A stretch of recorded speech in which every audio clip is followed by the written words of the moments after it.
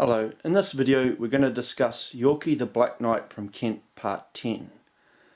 In this video we're going to discuss the arrangement of the panniers on the horse and the reason why. So the weight of Yorky's panniers is 1 ton and the construction is steel box with flat bottom, and in order to support it, it's attached to the horse with chains and has dunnage underneath to keep it level. It is made to be comfortable for the horse. Cheaper versions were made of wood. To the front is the shield, which just sits on the panniers. To the rear is another shield in order to protect the knight from archers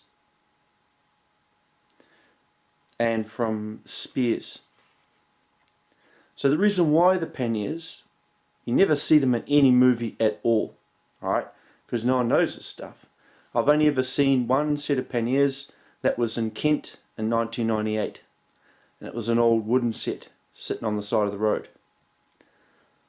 So the reason why was Sir Galahad, a knight named after Galahad, the king that existed during the Dark Ages, was uncomfortable with the width of the horse. It is extremely wide, and chose to make a wooden box and sit above the horse instead.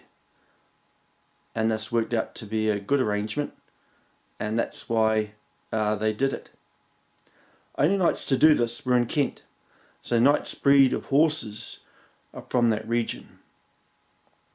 And if knights from Kent saw a knight's horse in another country, they used to kill the rider or knight and bring the horse back. Some knights tried to do this with normal horses in France, but normal horses are not wide enough.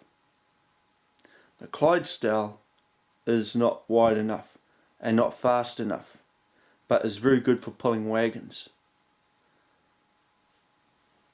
So Yorky's horse carried the panniers for 4 days and would sleep with them. It would sleep standing up with the panniers on him. And then after 4 days, they'd go on a 5-day retreat. So the retreat, Yorky, his family, and his squires and their families would leave Kent, go out into the woods to a special area where only Yorky went. If anyone followed him, he killed them. And what would happen is the panniers would be removed by use of ropes and pulleys lashed between trees. Yorky's trees are still alive to this day in Kent.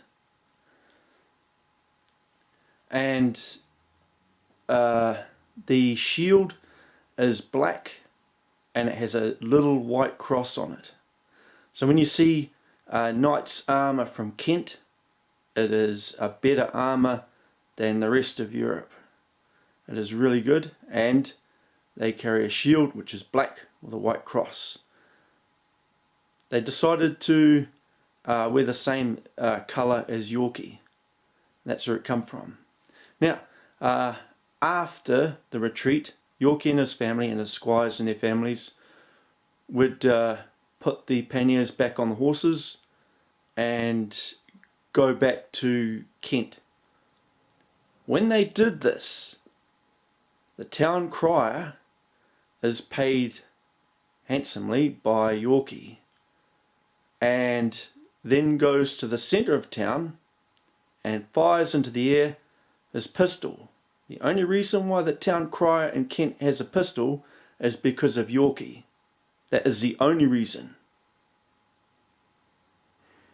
And that is to get everyone's attention. Yorky's in town. And it is to warn witches and Wiccans and Freemasons that they have to go into their hiding places because Yorky's back. And it's been like that for hundreds of years. Alright, so we'll get into details of that arrangement. It was in fact the witches and Wiccans and Freemasons that came up with the idea of the Town Crier and his pistol, not Yorky. This was passed on to King George and Queen Victoria, and that is why that pistol is still there to this day. I'm the Archangel Daniel, and I'm from heaven.